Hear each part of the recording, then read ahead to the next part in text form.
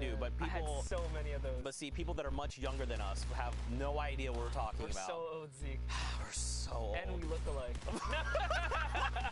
There you have it. There you have it. Cursive, what in the world? Nice so don't shots. forget, this Crix was Six, excuse me, was one of the people in that brute we saw earlier. Yeah. And now look, he's like, hey, give me an opportunity. Let me just beam your face off. There you go. He got the opportunity. Taken right out, and oh man, all these players are trying to get this freebie pass here with that launch pad. But another player goes down. It's going to be Trigger QQ Unique. He's going to get taken out. Cursive putting monstrous pressure up with the scoped AR, which a weapon we just do not see shine enough. And it's gotten so many changes, so many great changes. They increase the damage on it. It no longer has damage drop off. It's 100% accurate. It's actually a fairly useful rifle, especially for long range like that. You can chip away at players. You see the marking coming out perfectly as well, just letting his teammates know, hey, I hurt that guy. This guy's shot right here. He's doing a really good job controlling the field here. And the thing is, at least I believe, and maybe I'm wrong, but I think the reason we don't see a lot of the scoped AR is because the infantry rifle kind of does the same thing, but the infantry rifle is more useful at close quarters, right? Because when you scope in with the AR, you're not going to do that at point blank, and the crosshair is way too big to try and take that engagement. But if you point blank someone with the infantry rifle, which everyone can do, because like this is the very best of the best, right? That's where all these flick shots come out.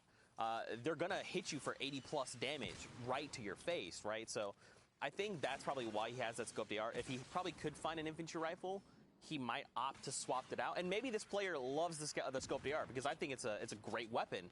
But that's probably why we don't see that weapon as much as we probably should. Yeah, you're right. The infantry rifle, and it just hits harder, right? You know, why hit for 26 when if you're going to peek like that, he'll hit you for 41? Yeah.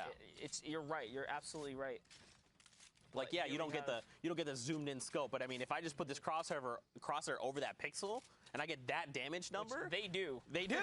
They don't miss. That's why they are here. That's why they've made it to these heats, and they're looking to make it into grand finals. I mean, this is the very best of the best, man. We're chiseling it down right here, but nice heavy snipe attempt right there. He's not going to quite connect. Now here comes a rotation. You can get this. You can get this. He's waiting. Focus. The strafe. You stand still. You eat the bullet. It's Cursive who goes down. Little X on here. Lands a monster shot. He's now trying to knock him off that ground right there. See if he can force that player down to convert on the elimination here, Zeke. That's crazy. On Cursive of all people, like, we just left him beaming players left and right. Like, you cannot stand still. You just cannot. We call that gargoyling. You cannot sit there like a gargoyle and stand still because these heavy snipes will come out. They will drop you every single time. And that's what our little homies just did. I tried not to laugh. I really did. Oh, gosh. Anyway, that's what Exxon did. He was like, you waited. And you saw the patience, right? Because he could have taken a shot at any moment. But he said, look, this guy's going to stand still. Cursive will make the mistake. I'm just going to wait. And sure enough, it happened. That's right, and man, they managed to pull that revive off, which you really only see in trios, right? Even though they tried to full send, just one person playing defense is just good enough to kind of hold out and get those saves off. So lucky for them, Cursive is going to be able to pop his minis there. You saw him; he's still in the running here. But we have a battle now on the Storm line back here. EG's under fire right now. They're still 3-1 in this situation. It's one tap, boom, who gets hit with a big shot right there, puts him right down. And another one, a follow-up to Dev there. That was okay, Tormund. Those flick shots were out of this world. Wait a second. Was that did he no-scope him in the face? Like, what just happened right there? Dude, honestly, I blinked and I missed it. That's how good ME is. But, dude, look at this loadout right now. So this is what we kind of talked about, right? So similar loadout to what we saw from Cursive. The difference is he is rocking the legendary infantry rifle instead of that scoped AR. So, you know, your loadout's very much going to dictate what you can and can't do. And right now, Tormund has a lot. Okay, I was about to be like, bro, did you just body shot that? That looked like that would have been so dope. Close. Very close, though. Very, very close indeed. So they're facing up a tough rotation here. They have a long way to go. There's a team perched up on the high ground, team to the left, team based up in front of them, one down in the ditch below them. This is a struggle of a rotation. I mean, they do have shockwaves, and look, they're looking at the extra mass. They're looking at the extra trap in the zone like, hey, buddy, is it worth it? Like, we kind of need this. Okay, lucky for them, they do have a launch pad. They're going for that immediate launch pad play. Have to hug the mountain right here. There it is. They're going to go in and block that line of sight just a little bit, and lucky for them, they do not get the focus of the server as they make it across the river here now. But look on the little hill there that was on their left. Obito, Nightmare, and their third partner is here. They are here ready to potentially take another win if possible. Now, these guys are already sitting on 4 eliminations, which, by the way, 4 eliminations halfway through your game in a server like this speaks volumes in itself. Like, it's either one of two things, right? They had that early drop, they contested a team, and they eliminated them, or what we saw is they said, you know what, it's almost late game, we're moving it in there, let's try and make a pick. They do have the double heavy snipe and the rocket launcher monster. They can make some plays. That's right. With the heavy sniper, with the RPG, it actually looks like they're poised up for one right now. There goes the heavy snipe to open up a box right there. They find a brute. In comes the shots. They just want to expose that brute, get as much damage in it as possible. And that's a 121. On that's going to connect with exactly two different players right there. That's huge. That team is going to be in a world of hurting. In comes the RPG. Heavy snipe play right there. Cracks it right open. LX KBR goes down. In comes another rocket, and they just wipe that entire team up. But see, that's the difference, right? Earlier on in the match, we saw the brute kind of terrorizing a few different trios. But this is exactly what you want to do. I quickly identified that's a brute. And look at that. They just immediately destroyed that entire trio almost effortlessly, right? Like, the only thing they really traded was a few AR rounds, which looking at just Pro here, Lax, he's got almost 800 rounds of AR, completely topped off on rockets. He used, I think, 4 rockets back there, if I remember correctly, all to just pick up another trio. Like, that's huge, and that's just going to continue to propel him. It's also going to remove that brute from play. So, because if that had gone into late game, that would have definitely devastated the battlefield. You also got to appreciate the team that was above him was like, hey, the guys below us have RPGs and heavy snipers, by the way. Let's get out of here. They launched at it right. Yeah, they launched at it right out of there. Like, dude, I want nothing to do with this. So off they went, and now they get a free launch pad. We like to call these the community launch pad. Sharing is caring in the situation here where they get that freebie rotation. Anyone nearby gets to kind of skate on out of there as well. And here's a look at your server. As you see, there's still a couple of faces to look out for here. Ranger, Nightmare, and Obito we saw pop off just a bit ago. Ranger really making some big plays here. Looks like he's contesting for the high ground. He's trying to use that distraction of the team that was battling there, and it's going to work out. They're gonna get this high ground. The shockwave is going to come up. Is it going to be enough? Doesn't look like it. Things are going to pause up a bit here. His Rangers still, they're very high, though. His boys are battling here, Zeke. Yeah, I mean, he doesn't really have the loadout. Like, unless he has, like, I was going to say the only thing he can do is shockwave here, but, I mean, or just catch Mood completely off guard.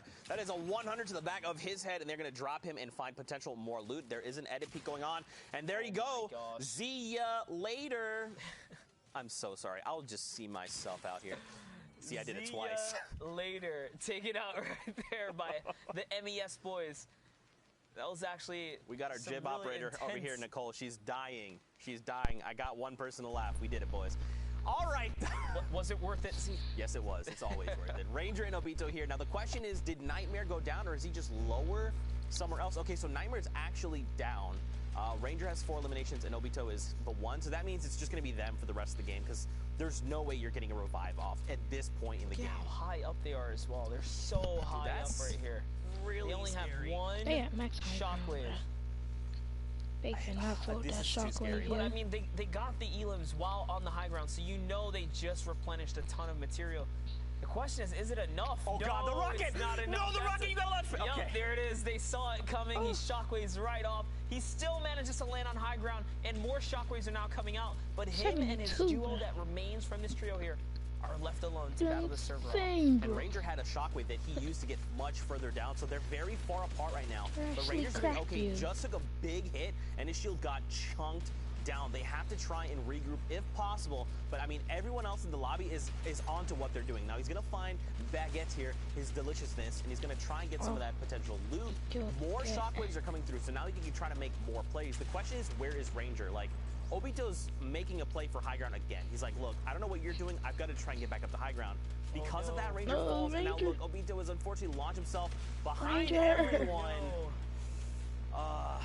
No shotting gun can help you there. It's a tough life to live, but the game keeps on rolling. Brooke, is down there on no HP. Gentle is here, kind of on the safer side of the circle. But look, Monster across the board, everyone is in critical condition right now. Server just got melted. I don't know what happened, but that zone wave was absolutely What do I have to devastating do? to most of the players that remain in Okay, this lobby. let's try this. Shockwaves are now popping off right here as Power GNTL. Power Gentle is trying to hold it down, trying to stay in the running here. He has one shield bubble remaining. If he uses it, he can't fire up. If he doesn't use it, he kind of goes down without it. It could be the difference in keeping him in the game here. He's going to run for the mats. There's going to be huge mats. He actually didn't have any up until that point. There's a minigun. There's an RPG right next to him. He's going to focus the RPG player instead of using that to his advantage here. So now he's left in a 1v1 situation. He did get one material off of that. That's all he has. Can he connect? Zeke here. He has one more shot to make, and he does connect. Not Weeble falls in the final moments. Gentle somehow pulling it all together, making the right decision to hit his shots. That is absolutely insane. With no materials, constantly having to scavenge. Gentle there made it all work in his favor. And don't forget, that was one of the trio we saw in the very beginning that started the game with the Brood. So they still play second because of that. Still points to be divvied out. For now, we're going to go back into studio with Sundown. Sundown, what you got for us? Thank you so much, Zeke and Monster. And what I got will be some highlights from that last game we just saw, and then the final results from Heat 2 of the Middle East. So we'll see who's going to round out the second half of that roster in the grand finals tomorrow. But first, let's take a look at some of the action that went down and what led to the final moments. So first, we're hopping on board. We saw Thunder Carl have a great game previously with those Rockets in the last game. Got to watch him break that down, having a very strong early game here, able to put to work with that recently unvaulted TAC SMG. The high rate of fire was just ripping apart. You can see Reed able to follow up right away, putting the two tactical weapons to great tactical use there, cleaning that one up and closing out the fight. Now, we talked about kind of the limited weaknesses the Brute has and how it can kind of affect it right here. You're third-partying somebody who's already at multiple levels. There is no way they're going to be able to turn and react. That is basically free mowing for the Brute. Now, it does end up getting focused down eventually, but not before they're able to pick up a massive advantage from just showing up to the fight at the right time. Now, we're going to rotate over again, because notice we're just inside the placement threshold here, and Gentle is all by his lonesome. And this is what we talked about in the Middle East, how the gameplay tends to break down towards the end. People lose a little bit more of their teamwork compared to the other regions, and that's what allows Gentle to just out-survive the rest of the lobby, picking up a number of clutch elims at the end, which ends up pushing him up a difference of 9+ points there from the placements and the eliminations he was able to get, those final moments being enough to push them up into the grand final territory. Let's take a look at the standings, and I mean, you can see them right up there on the board as well. Just a great performance coming out, the results coming on here, and like, again, my pick right there, Prime, Aflame, and Hunter, but also shout out to Obito, Nightmare, and Ranger for their great performance, the trio playing out of India. So again, I love seeing these different regions being able to go through. We will actually also see the next page as well, since the top 16 are the ones who are advancing, so you can see the line right there. And again, the one thing I want to note is the difference of how many in Fortnite, when all the little plays matter. Right here, the line, it's 1 point. That's one elimination. That's getting one other revive. That's finishing one other knock, but able to push through one-shot Soriana and Power RV. So honestly, the field is now set. Both of the trios who we predicted will be competing in the grand final tomorrow, and I'm excited because we'll get an opportunity to see some of those matches and crown our first ever Season X champion. So it's going to be great. We've seen a lot of Middle East so far. That's it for the games from them. We're going to throw it to a quick 5-minute break while we get ourselves situated, use the bathroom, do anything, go walk your dog real quick, get some water, get some food in you, because we're going to do the same, and then we'll be back with more Fortnite action.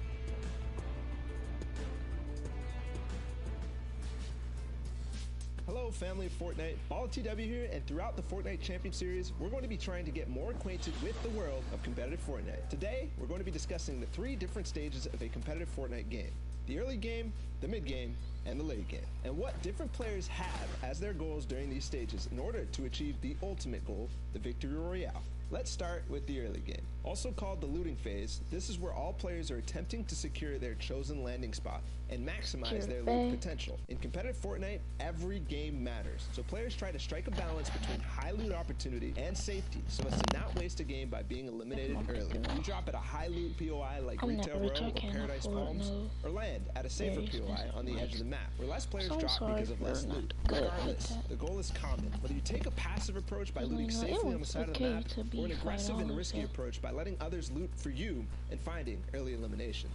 Now that we know what the early game is, what should we be looking out for during this stage? First things first, being contested. The first realization players make when landing is whether you're being contested or not, to prepare for the upcoming possible fight. Trios want to try to force your opponent into the more disadvantageous position cut off from loot potential. Either they have to make a desperation push, or they're stuck with less loot where you can easily clean up. That's just the beginning, as even though it starts off high intensity with all the different POIs being contested, it quickly slows down as the rotations begin towards first zone. Looting doesn't end here, and most competitive players will have a loot path, which optimizes their possibility for finding the crucial mobility and weapon upgrades. Thanks to the new battle map feature in the replay mode, we can study these loot paths and rotations quite easily these days. So go check that out in any replay from the Fortnite Champion Series by going into the Compete tab and finding your favorite player. It will vary from game to game, but generally, we move into the mid-game around the middle to end of second zone. The mid-game is the calm before the storm the storm circle gets too small where it forces the engagements. Most players' goals aren't positional, but in some cases, depending on how the early game went, you again have to strike a balance, this time between looting and farming, or going for the best position. Looting could include playing extremely aggressive to earn yourself other players' loot. In trios, it's much harder to play that aggressive playstyle, since fights take longer and cost more. You want to be efficient with any rotations or fights you have to take. You don't want to spend your precious mobility, valuable resources, or health. This is why you'll see a lot of the top players look directly for center zone in the mid-game. When you're in the center zone, you end up giving yourself the most chance of being in the next storm circle when it gets revealed. You'll then have to go less distance and thus spend less materials. Finally, the end game. The most exciting, hectic, thrilling, and difficult part of competitive Fortnite.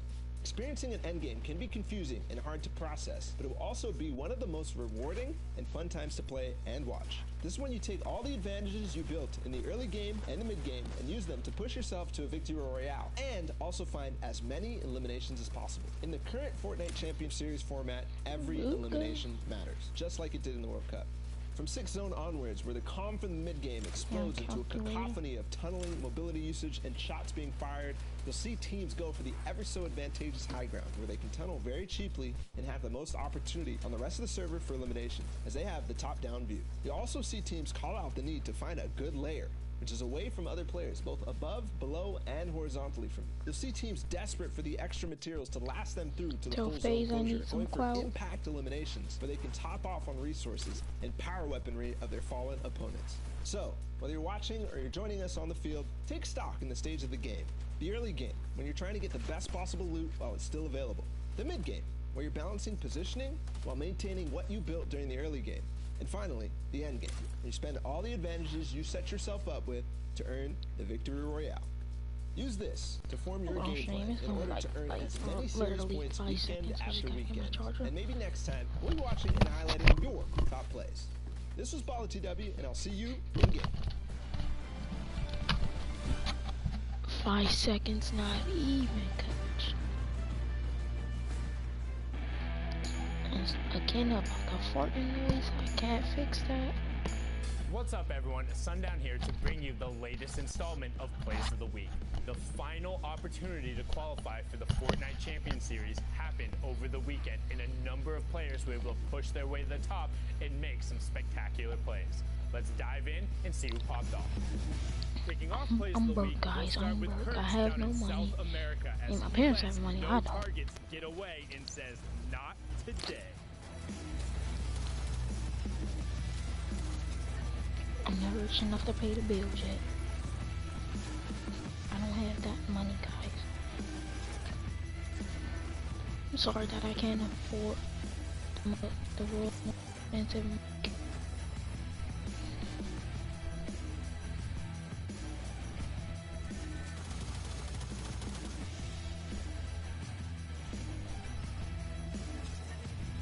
Staying down in South America, we're on board here with Nothing No Name as he's able to pull off the hot feet get the positional advantage to pick up a number of E-limbs. You know what? When I was crazy, before I started uploading, I actually got into no-name game before. And yeah, you might say, oh, I'm lying.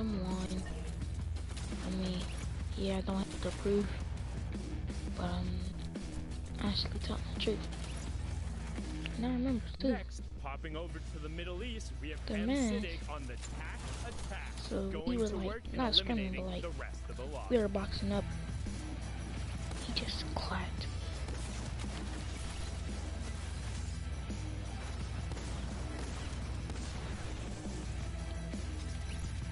Now normally we say jumping on over, but this time we mean it quite literally, as 72 hours does the leapfrog to pick up an insane elimination. Okay, Tom.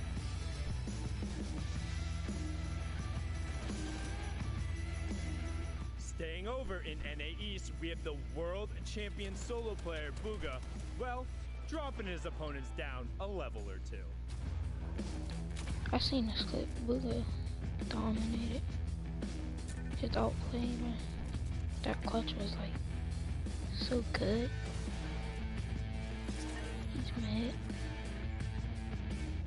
Now over to Europe as we watch Fnatic Provoked get himself out of a tight situation and be the lone survivor to run the rest of the lobby.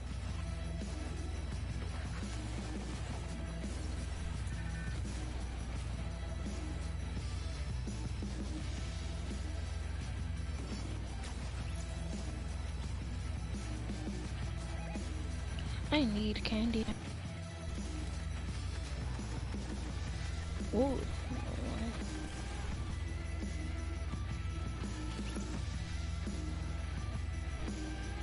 Sometimes in Fortnite, you need to innovate a little bit, and right now Jordan uses everything in his toolkit to pick up 2 quick E-limbs.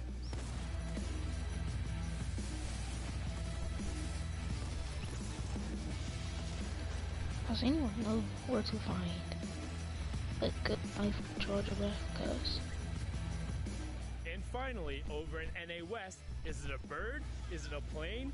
No, it's Rex getting his high ground shot out and going for a last-ditch effort to get everything he can.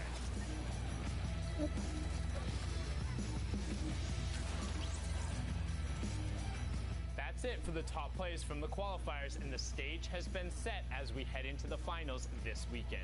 Make sure to tune in at Fortnite.com/watch or in client, and we'll see you guys on the battle bus. Beep beep.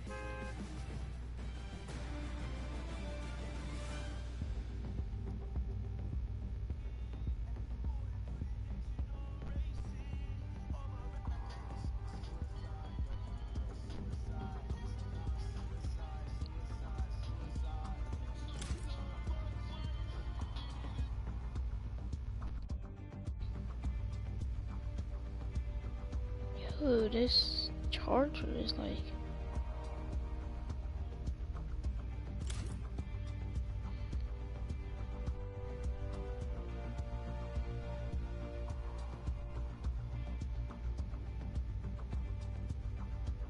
yo, actually what is wrong with this charger, bro? Oh no, he can't dance for nothing.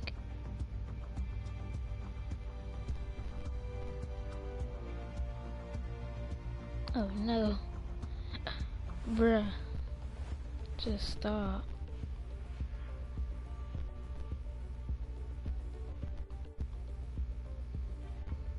Do his skill and stuff.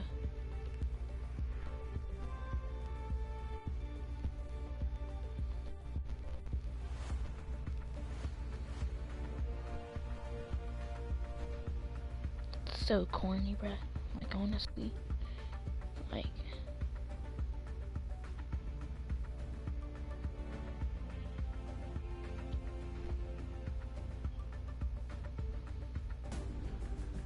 Welcome back, everyone, and I will just apologize for everything that happened over the past 90 seconds. I have no idea what any of that was. When Zeke and I get together for too long, we get, kind of a little crazy. But one thing in our end, we were able to resolve some of the issues going wanna hear through some with growl? the schedule Sing.